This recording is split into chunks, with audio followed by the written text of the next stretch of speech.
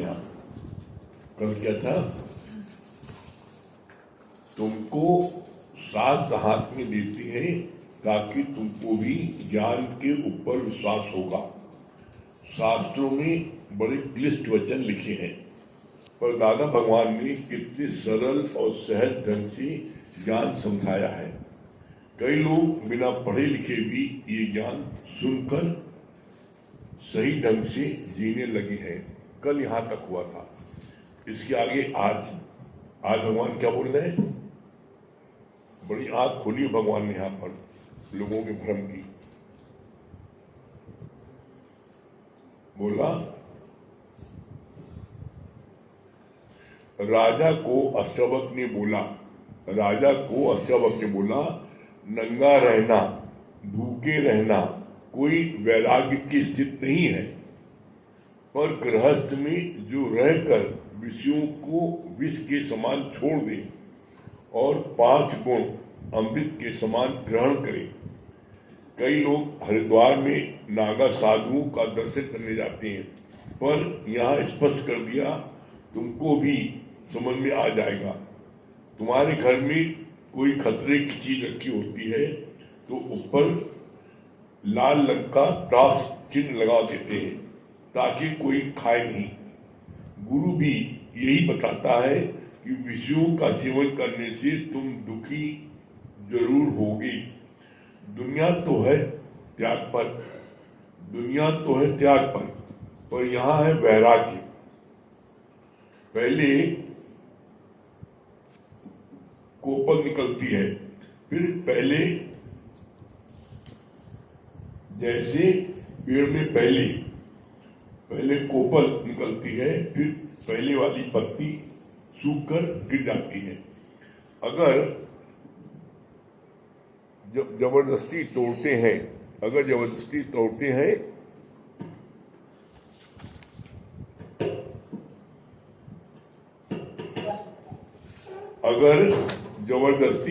हैं तो उस जगह निशान हो जाता है। तुम जबरदस्ती कुछ छोड़कर जाओगे तो याद रहेगा, पर ज्ञान से सहज त्याग हो जाता है। कितना सुंदर यार भगवान ने एक्सप्लेन किया है।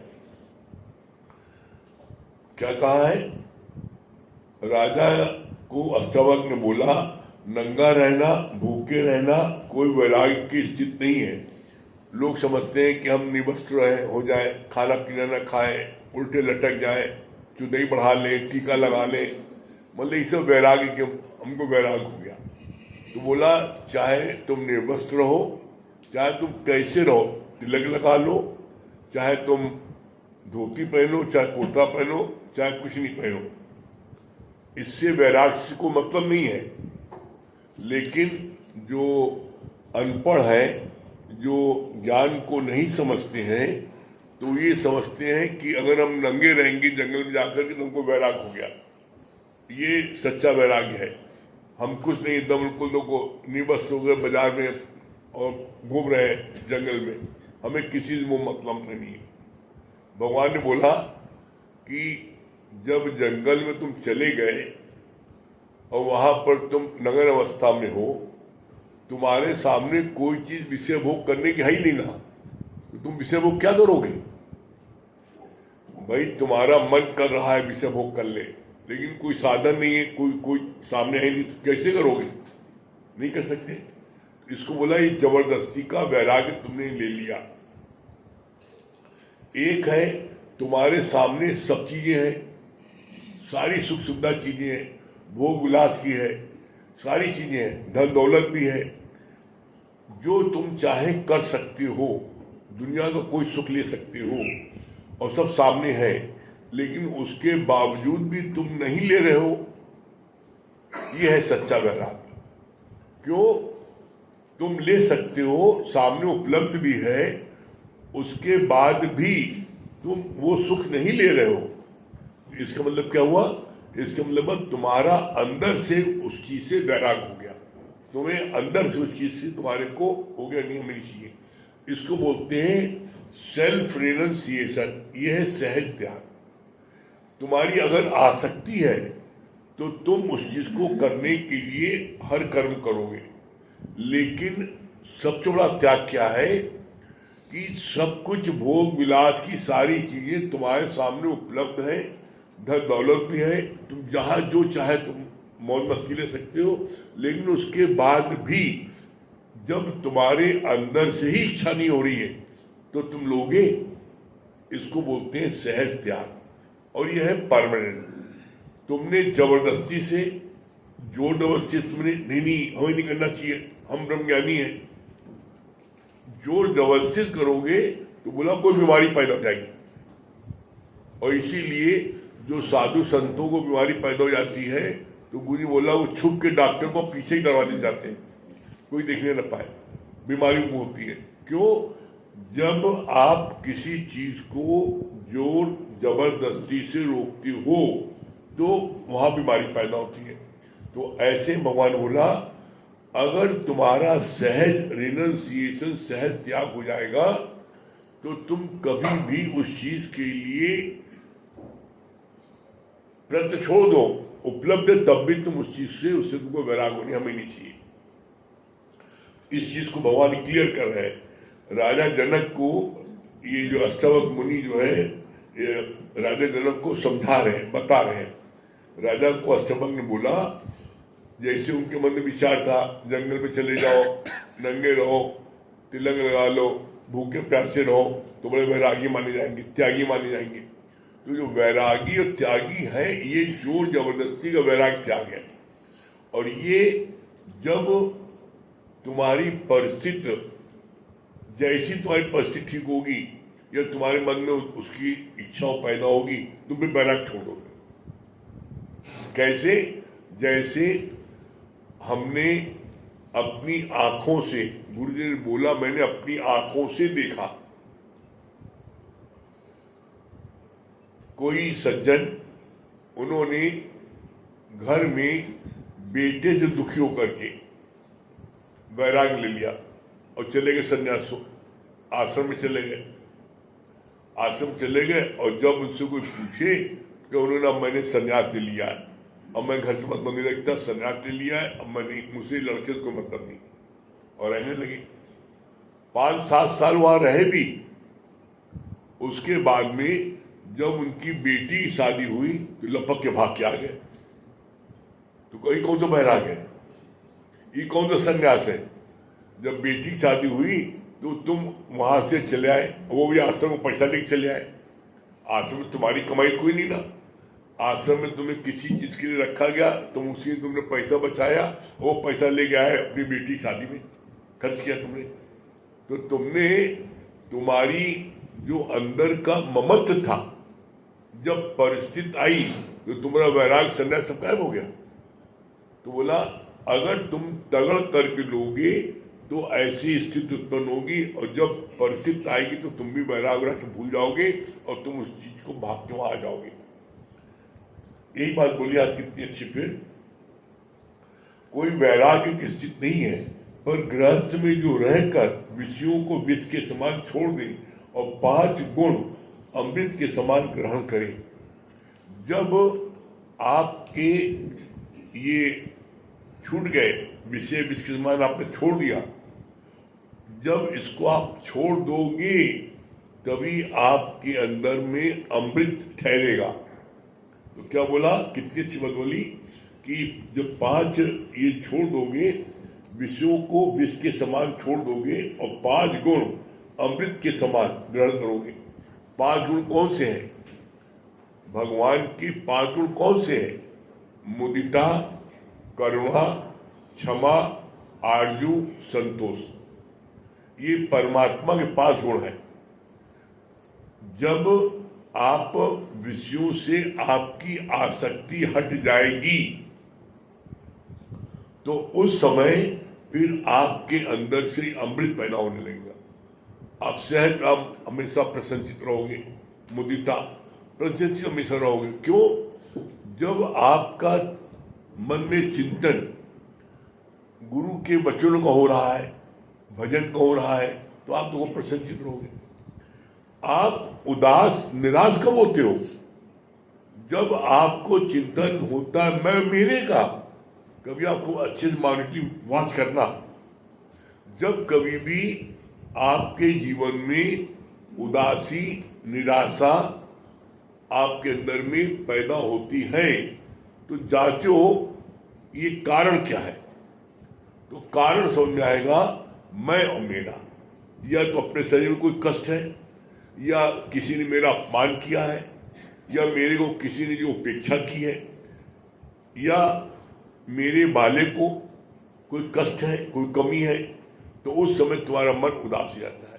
तो इसके मतलब क्या हुआ, अपनी बीमारी का इलाज करो ना। जो तुमको मोह की बीमारी है, अपने मन में ये विचार दो कि मेरे बेटे को ये तकलीफ है, मेरी पत्नी को तकलीफ है, या मेरे किसी घर में किसी सदस्य तकलीफ है, और तुम खूब उसके लिए दुखी हो रहे हो, और तुम्हारे मन में बार बार ये आ रहा है कि अगर हम मर जाएंगे तो क्या होगा हमारे बेटे का, या हमारा बेटा मर जाएगा तो हम कैसे जिएंगे। तो उदाहरण सामने दो कि जो परिस्थिति, चाहे बेटा मर जाए चाहे बाप मर जाए, कितने हजारों ऐसे लड़के हैं जिनके पिताजी नहीं ना मर गए, बचपन से नहीं ना अनाथालय में पल रहे, और एक से बड़े डॉक्टर इंजीनियर और वकील और जज बन रहे, अनाथालय बच्चे, उनको कोई बच्चा, उनको कोई माँ बाप नहीं ना, कोई परसाया नहीं ना, वो कैसे बन रहे। और यदि आपके जो है पिता का डेथ हो गई, उसकी डेथ हो गई, तो पिता की डेथ हो या बेटे की डेथ हो, किसी डेथ हो, तो उसमें कौन सी नई बात है। क्या तुम्हारे घर में जो ये अनहोनी बोल रहे हो, क्या इसके पहले किसी घर में नहीं हुई? लाखों करोड़ों घर में हुई। जब तो तुम नहीं रोए, जब अपने घर में हुई तो रोने लगे। तुम लोग क्या हो, तुम्हारी अपने बच्चों से, अपने परिवार से अत्यधिक आसक्ति है, मोह है, जिसके रो रहे। बोला तुम्हारा प्यार करना बुरा नहीं है, अगर तुम्हारे को बच्चे से मोह ना हो, प्यार ना हो, तो कोई भी दुनिया की कोई माँ अपने बच्चों को गंद नहीं साफ करेगी। आप देख लो, चाहे चाची हो, चाहे मामी हो, चाहे मौसी हो, चाहे दादी हो, चाहे भाई कोई हो, वो सब काम कर देती है। जहाँ वो हगे अभी मम्मी देखो देखो हगे हगे, अरे साफ करो मम्मी, मौसी दो तुम भी। जब अपना खून का कचरा में निकलता है तो उसमें उसको सुगंध आती है माँ को, इतना अधिक उसको मोह होता है कि मोह में बच्चे का गंद कचरा सब साफ करती है, कोई दूसरा साफ नहीं करता है। अगर मोह न हो तो कोई काम ही नहीं करे, बच्चे पल कैसे रहेंगे भी। तो भगवान ने मोह पैदा किया, अच्छी बात है, लेकिन जब मोह की अधिकता करते हो तो वो गलत है। अब हम बिना बेटे के नहीं रह सकते, ये गड़बड़ है। तुम समझते हो मैं पाल रहा हूं अपने बेटे को, तुम पाल रहे हो, तुम्हारा कोई भरोसा है कब तक रहोगे तुम पालोगे? तुम्हारा भरोसा खुद का अपना नहीं ना, कब खिसक जाए, और बेटे को मैं पाल रहा हूं। ये झूठा अहंकार, झूठा जो मान के बैठे ही गलत है। पलते अलग अलग है प्राणी, पालने वाला एक है। ये भूल गए तुम, और तुम पालने वाले बन गए। जब पालने वाले बन गए तो दुखी हो गए। तो बोला ये 5 जो अमृत वचन है, ये अमृत वचन तुमको कब अच्छे लगेंगे, कब तुम्हारे अंदर ठहरेंगे? जब तुम विषयों को विष की तरह तुम उसको छोड़ोगे। फिर कितनी अच्छी बात बोली भगवान ने,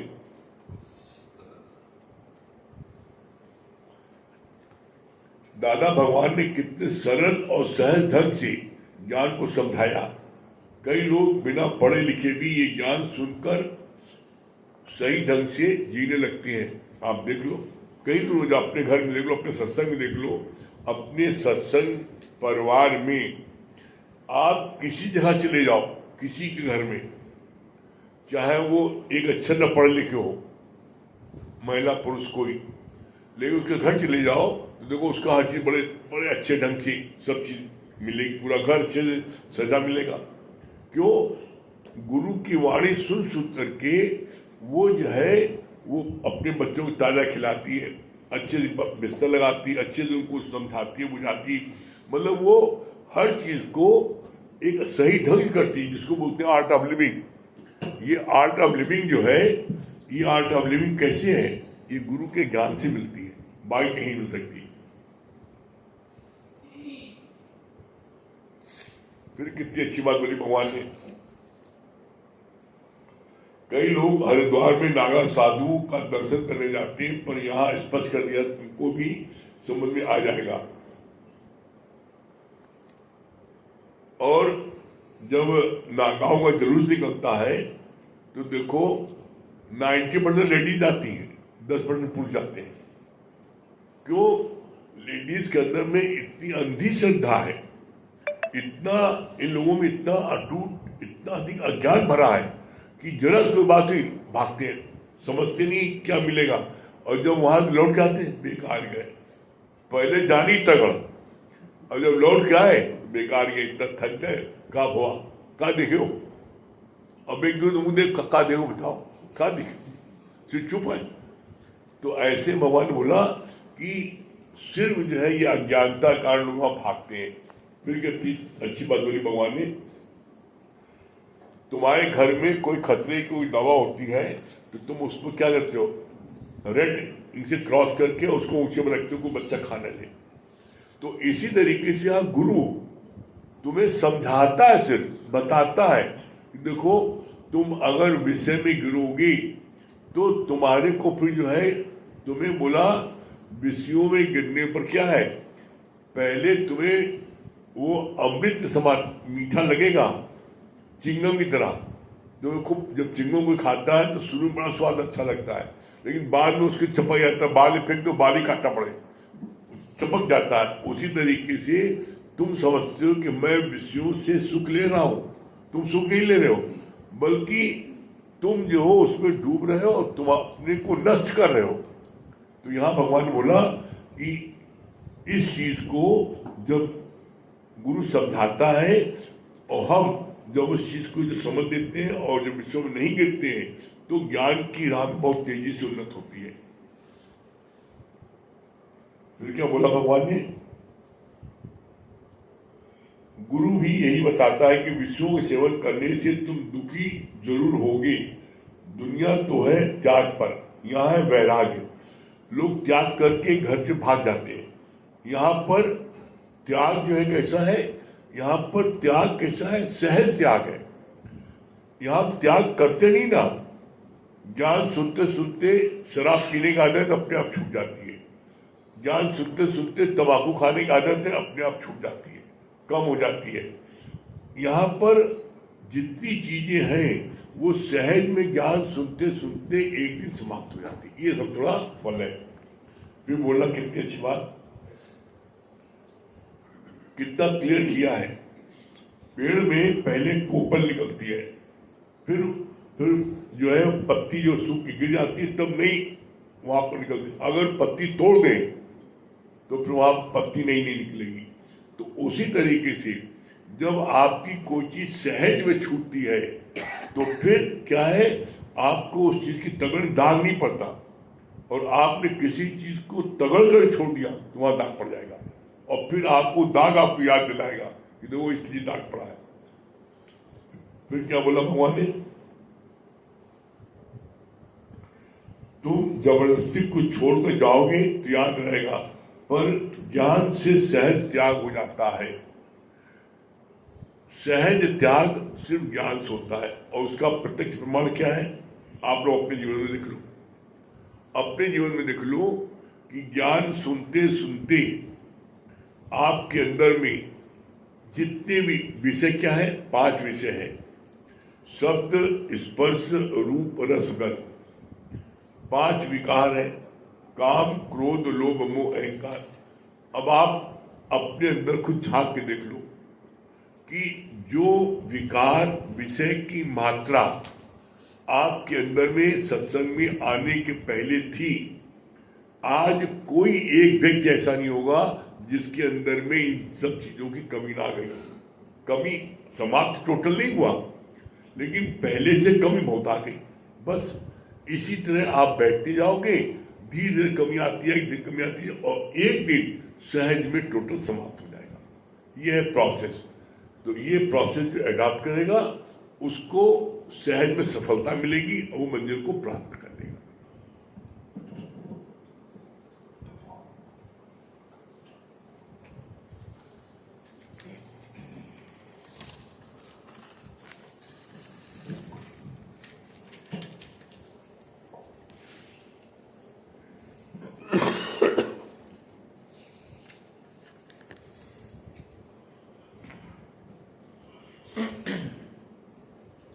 सभी बुजुर्गों वालियों,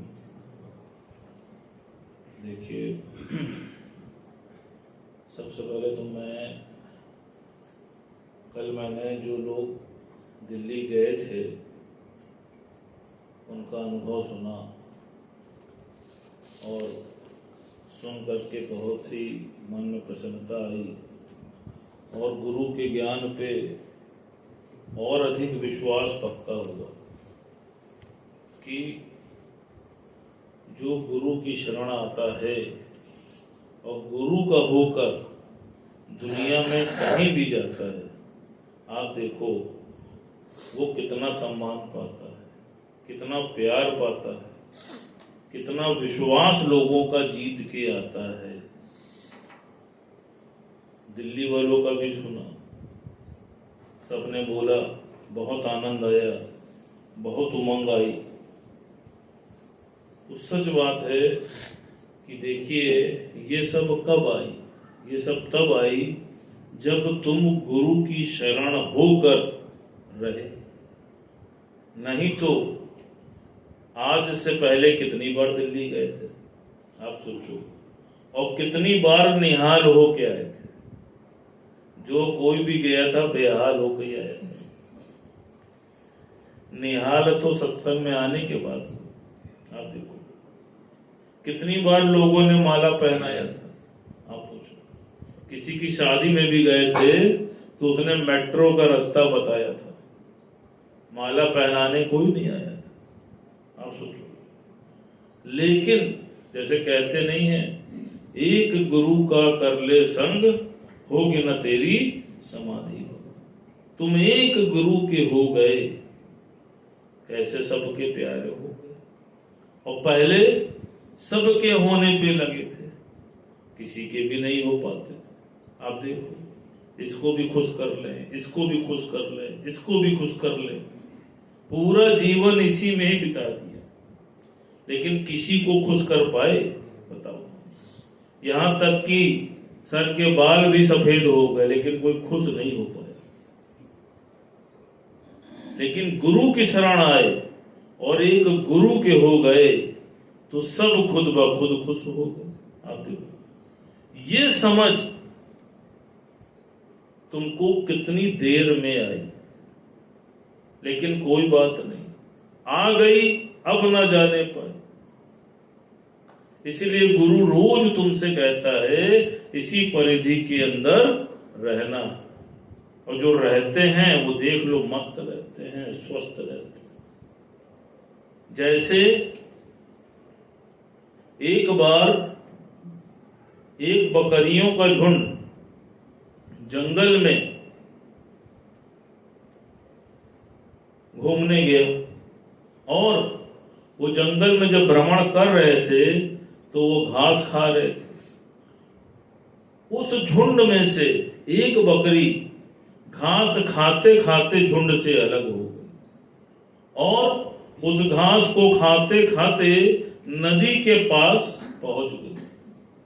अब जब वो नदी के पास पहुंची तो उसने देखा कि शाम हो चली थी और जितनी बकरियां थीं वो उससे दूर हो गई थी। अब उसके मन में आया, करूं तो क्या करूं?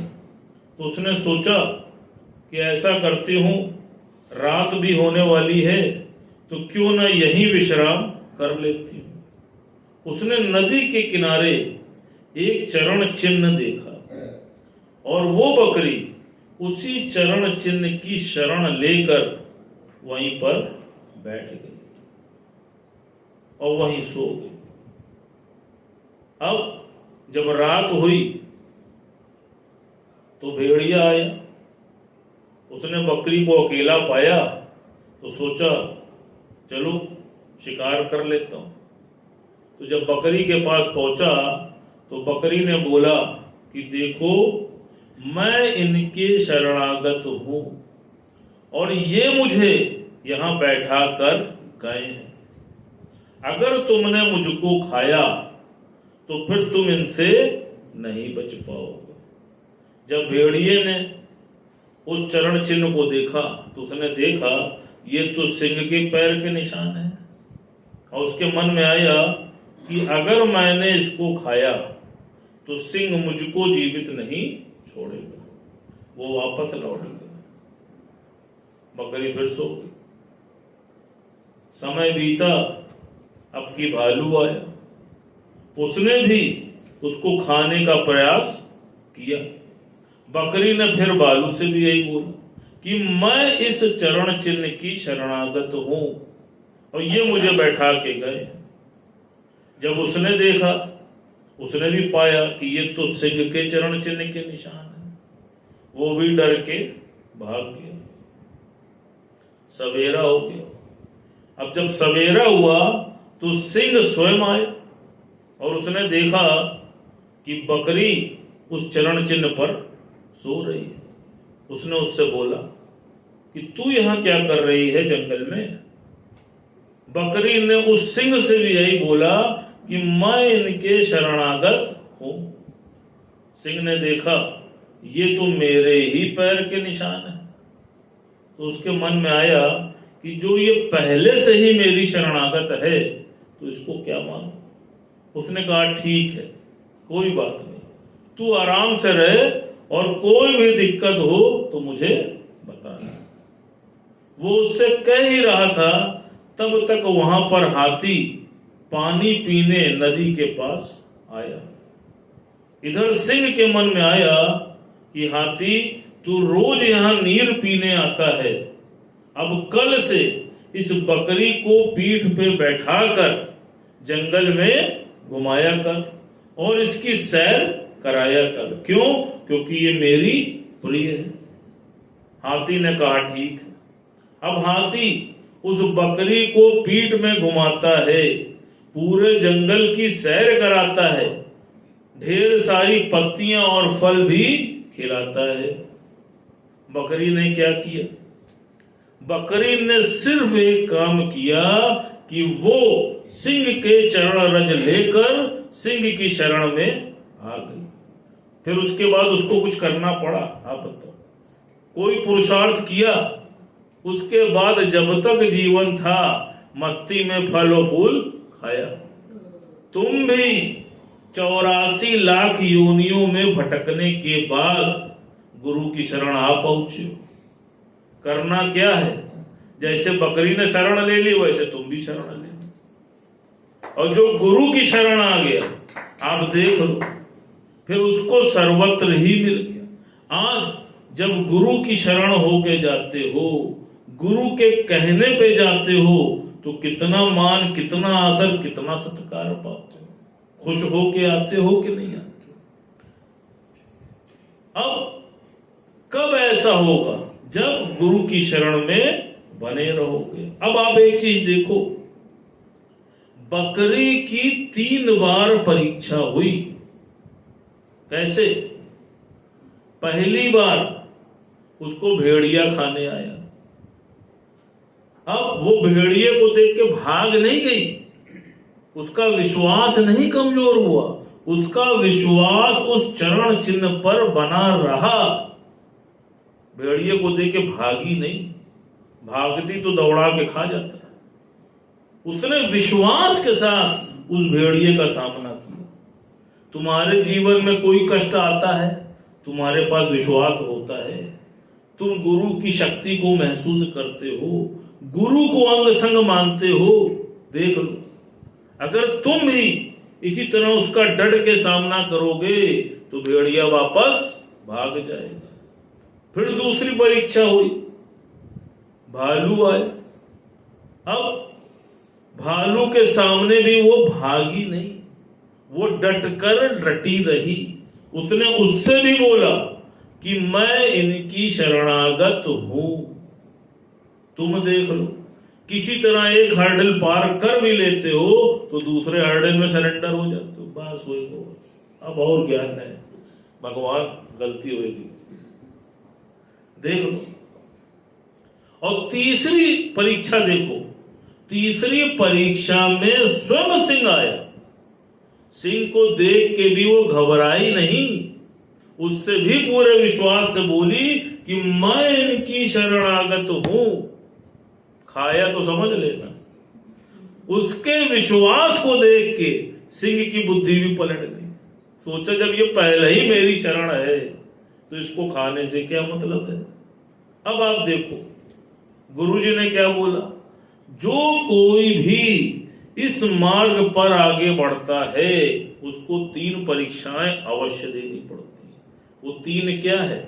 पहला है मन, जिसको भेड़िया बोला।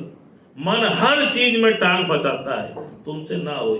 ये ब्रह्म ज्ञान तुम्हारा खोपड़ी पड़े, 10वीं तो पास नहीं कर पाओ, ब्रह्म ज्ञान सीखे चले। हर समय तुमको निगेटिविटी की ओर ये मन लेके जाता है। और आप देख लो, जैसे कोई बॉल 100वीं सीढ़ी से गिरे तो जब तक वो धरातल पे ना चली जाए वो बीच में रुकती नहीं। यही स्वभाव मन का है। जब ये गिराने पे आता है तो जब तक तुमको आसमान से जमीन पे नहीं ले आता है ये शांत नहीं बैठता। हमेशा तुमको नकारात्मक सोच जीवन में लेके आता है। कभी ये नहीं कहता तुमसे हो जाएगा। बता दो जितने यहां बैठे हैं, कभी कोई कार्य ऐसा आया नहीं तुम ही से होगा, दूसरे से नहीं हो पाएगा। पहले आता तुमसे तो बिल्कुल ना हो पाएगा। फिर गुरु जीवन में आता है, वो तुमको विश्वास दिलाता नहीं बेटा तुम ही से हो पाएगा। भगवान ने जो तुमको दिया है वो किसी को नहीं दिया। और आप देख लो, हर एक व्यक्ति के अंदर परमात्मा ने अलग अलग क्वालिटीज रख के भेजी है, इसलिए सबके अंगूठे का निशान अलग होता है। सोचो, अब अगर तुम्हारा निशान अलग है तो तुम भिन्न हो कि नहीं हो? जो तुम्हारे पास है वो उसके पास तो नहीं है, लेकिन उसकी तुमको कद्र नहीं है, उसका तुमको विश्वास नहीं है, जो गुरु तुमको जीवन में दिलाता है। फिर जीवन में भालू आता है, भालू है रिश्तेदार। तुम देख लो, उनका कार्य करते रहो, दौड़ाते दौड़ाते तुमको भालू बना देंगे। हवा खराब हो जाती, अब शादी करा दो, अब लोन चुका दो, अब मकान बनवा दो, अब इंजीनियरिंग करा दो, कुछ ना कुछ कोई संतुष्ट नहीं हो पाता है। और फिर लास्ट में क्या है? पहला हो गया मन, दूसरा हो गया संबंधी, और तीसरा क्या है? तीसरा है देवता। जिन देवताओं की तुम पूजा करते हो फिर वो तुम्हें डराते हैं। अच्छा दिया न जलाओ, शनिचर देवता डायरेक्ट न चढ़ाओ, अब कि देखो चढ़ जाओगे। अब देखो आदमी डर के बारे नहीं। अच्छा आप शनिवार करना जाओगे, भैया चढ़ा दो, ऐसा ना चढ़ जाए। क्यों? क्योंकि तुमको गुरु की वाणी पर पूर्ण विश्वास नहीं। जिसको पूर्ण विश्वास है, जो ये तीनों परीक्षाओं में उत्तीर्ण हो जाता है, तो फिर क्या होता है? वो परमात्मा की गोद में आके बैठ जाता है। और जिसको ईश्वर की गोद मिल गई उसका कोई बाल भी बाका कर पाता है? बताओ जोर से, कर पाता है? कहां बैठोगे? हाँ, कुर्सी के चक्कर में ना रहना।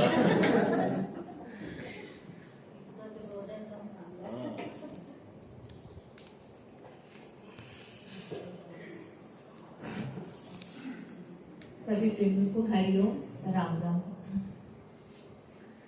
गुरु वचनों को रखना संभाल के, एक एक वचनों में गहरा राज है।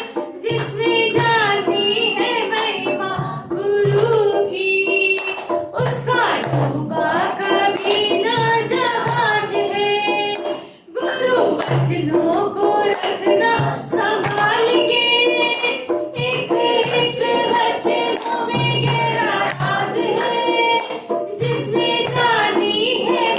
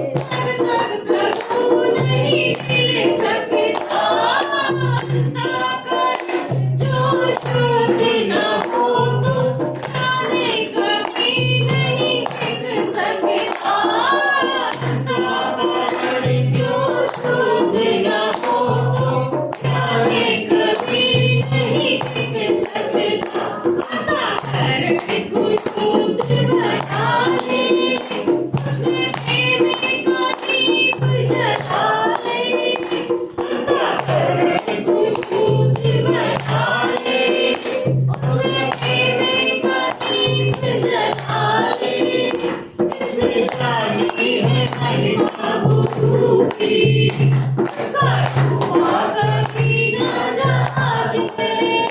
गुरु वचनों को रखना संभाल के, एक एक वचनों में गहरा राज है।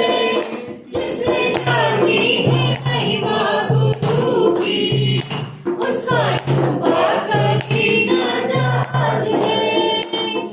गुरु पर पूरा समय पड़े हो तो धोखा कभी नहीं हो सकता। गुरु पर पूरा समय पड़े हो तो धोखा कभी नहीं हो सकता। लक्ष्मण रेखा सत्संगी हो तो रावण कभी नहीं कर सकता। लक्ष्मण रेखा सत्संगी हो तो रावण कभी नहीं कर सकता। तो घर घर में होता आभास है, गुरु रहता सदा अपने साथ है। अब तो घर घर में होता आभास है, गुरु रहता सदा अपने साथ है। जिसने जानी है महिमा गुरु की, उसका डूबा कभी न जहाज है। गुरु वचनों को रखना संभाल के, एक एक वचनों में गहरा राज है। जिसने जानी है महिमा गुरु की, उसका डूबा कभी न जहाज है। उसका डूबा कभी न जहाज है। क्या बता रहे? क्या अच्छा लगा? कौन बता रहा है? हम बता रहे हैं। दीजिए यादव जी को, क्या बता रहे हैं? हरिओम गुरु जी, बड़ा अच्छा लगा कि गृहस्थ में रह करके विषयों के विष से दूर रहिए। और जगदीश भगवान बड़ी अच्छी बात बताए, बड़ी अच्छी व्याख्या कर रहे हैं। 5 कर्मेंद्रिय, 5 ज्ञानेंद्रिय, 5 महाभूत, 5 विषय, सदस्व स्वरूप रसबंध वाला, और जो मन बुद्धि चित्त अहंकार 24 से 23 बता रहे थे। और भैया तो बड़ी अच्छी बात लग रही थी, कितना अच्छा बताया कि मन संबंधित है तो 3 लोग बाधक होते हैं। आज की बात अच्छी लग रही है। तो troubles never come if you do not invite them. Hari और कौन बता रहा है? हाँ, उधर जी श्री श्याम भैया को। हरिओम गुरु जी, आपने बड़ा अच्छा बताया कि जो सन्यासी और ब्रह्मज्ञानी का अंतर जो है बहुत अच्छा बताया कि मन से सब कुछ रहे गृहस्थ में और मन से इच्छा ना हो, तो ये है वैराग्य। ये सच्चा और वैराग्य। सच्चा वैराग्य। और सन्यासी तो खाली एक ऊपरी दिखावा है। हरिओम। और कौन बता रहा? दो कमांडर साहब को क्या बता रहे थे? बहुत अच्छी बात है, गुरु के शरण में रहेंगे तो हमारा कोई कुछ बिगाड़ नहीं सकता। बहुत बढ़िया। और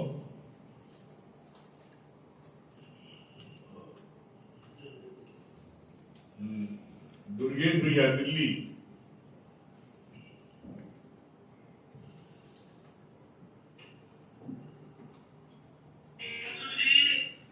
हाँ क्या बोले दुर्गेश भैया?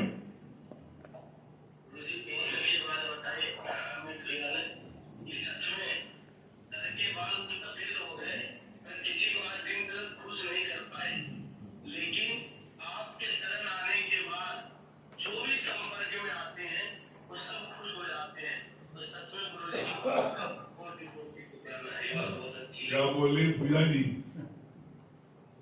मुझे एक बात बहुत अच्छी लगी कि जब भी हम चिंतन करते हैं और दुखी होते हैं तो हम मेरों के लिए दुखी होते हैं, वरना अगर हम मेरों की चिंता ना करें तो हमें कोई दुखी नहीं कर सकता। हाँ, नीतू सिन्हा जयपुर। हरिओम गुरु जी। हाँ हरिओम नीतू जी, वेरी गुड। क्या बता रही नीतू जी? गुरुजी, पहले तो आपका बहुत बहुत शुक्राना। पता नहीं आप मुझे कितना बार जीवन दान देंगे। मेरी तबीयत 2 दिन से बहुत खराब थी गुरुजी, और आपका शुक्राना है कि आज मैं बिल्कुल ठीक हूँ। और सब लोग आए, मुझे इतना अच्छा लगा। सच बात है गुरुजी, दुख भी एक साथ मिला और खुशी भी एक साथ मिली इसलिए बर्दाश्त नहीं कर पाई गुरुजी, इसलिए शायद ऐसा हो गया। और सबसे ज्यादा शुक्राना करूंगी गुरुजी अनु भैया का और नरेंद्र भैया का, क्योंकि आमतौर पे पुरुषों में होता है गुरुजी कि वो कहीं जाते हैं तो एडजस्ट नहीं कर पाते हैं, ना वो अपनी पत्नियों को ढंग से रहने देते हैं, ना वो ढंग से रहते हैं। पर इन दोनों का बहुत शुक्राना है गुरुजी कि सबको उन्होंने एकदम फ्री करके रखा। और नीलू दीदी और चित्रा दीदी का तो क्या कहूँ गुरुजी, और चित्रा दीदी और नीलू दीदी ने तो मुझे इतने अच्छे से तैयार किया, और जो देख रहा था गुरुजी वही कह रहा था। जब मैं मम्मी के यहाँ आई तो नीलू दीदी ये आप ही है क्या? आप बिल्कुल पहचानने ही नहीं कर रही है। सच में गुरुजी इतने, और सुबह उठ के आमतौर पर कोई आता है गुरुजी तो हमें उसकी खातिरदारी करनी पड़ती है, पर चित्रा दीदी और नीलू दीदी ने सुबह उठ के चाय बनाई गुरुजी, मुझे चाय पिलाई। मतलब इन दिनों मेरे साथ सब कुछ उल्टा पुल्टा ही हुआ गुरुजी। जिस दिन पापा का काम था उस दिन मैं पूरे दिन भूखी रही, पर किसी ने एक बार भी नहीं बोला कि तुमने कुछ खाया है कि नहीं खाया है। और जब शाम को खाने बैठी तो सुनने को मिला कि पहले आपको खाना, मतलब जो मेहमान आए हुए थे पहले उनको खाना चाहिए था, बाद में तुमको खाना चाहिए था। लेकिन जब चित्रा दीदी नीलू दीदी आए तो बिल्कुल उल्टा हुआ गुरुजी, उन्होंने पहले मुझे चाय बना के पिलाई और फिर खुद उन्होंने पी। तो इस बीच मेरे साथ सब कुछ उल्टा पुल्टा हुआ और इतना अच्छा लगा गुरुजी। और आपने जो जिम्मेदारी मुझे दी है बस उस पर खड़ी उतरूं, और आपका आशीर्वाद सदा बस ऐसे ही बना रहे गुरुजी। और जब मैं वाणी बोल रही थी तो पापा ऐसे रो रहे थे, कह रहे थे कि ये मेरी ही बेटी है क्या? सच में गुरुजी आज आपने सच में सब कुछ बदल दिया है, और मेरा जीवन तो ऐसे बदला है कि मैं उसको शब्दों में बयान नहीं कर पाऊंगी। चलिए आपका बहुत बहुत एक शुक्राना है। एक स्टेजा भजन सुनाइए अपने मन के भाव। जी गुरुजी। गुरु है शांति, गुरु है भक्ति, गुरु है मेरे राम। ऐसी सुबह न आए न ऐसी शाम, ऐसी सुबह न आए न ऐसी शाम। जिस दिन जुबान मेरे, जिस दिन जुबान मेरे आए न गुरु का नाम, ऐसी सुबह न आए न ऐसी शाम। तेरी खोज में ना जाने कितने युग मेरे बीते, अंत में काम राज मझधारे है गुरुवर तुम जीते। तेरी खोज में ना जाने कितने युग मेरे बीते, अंत में काम राज मझधारे है गुरुवर तुम जीते। तेरे चरणों में पाया मैंने ये विश्राम, ऐसी सुबह न आए न ऐसी शाम। जिस दिन जुबान मेरे, जिस दिन जुबान मेरे आए न गुरु का नाम, ऐसी सुबह न आए न ऐसी शाम। हरिओम गुरुजी। बहुत सुंदर, वेरी गुड। चलिए ओम को जाप कर लीजिए।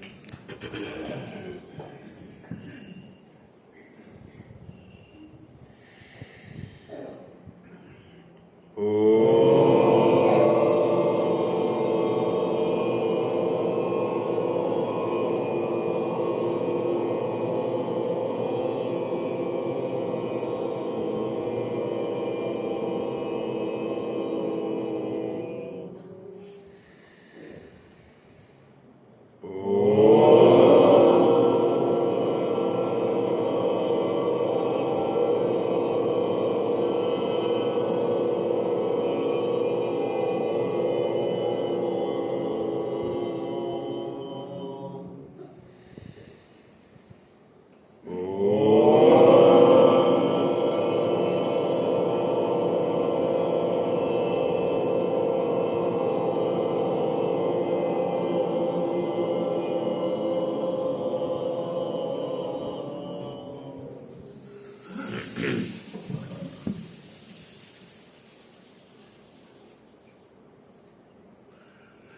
तो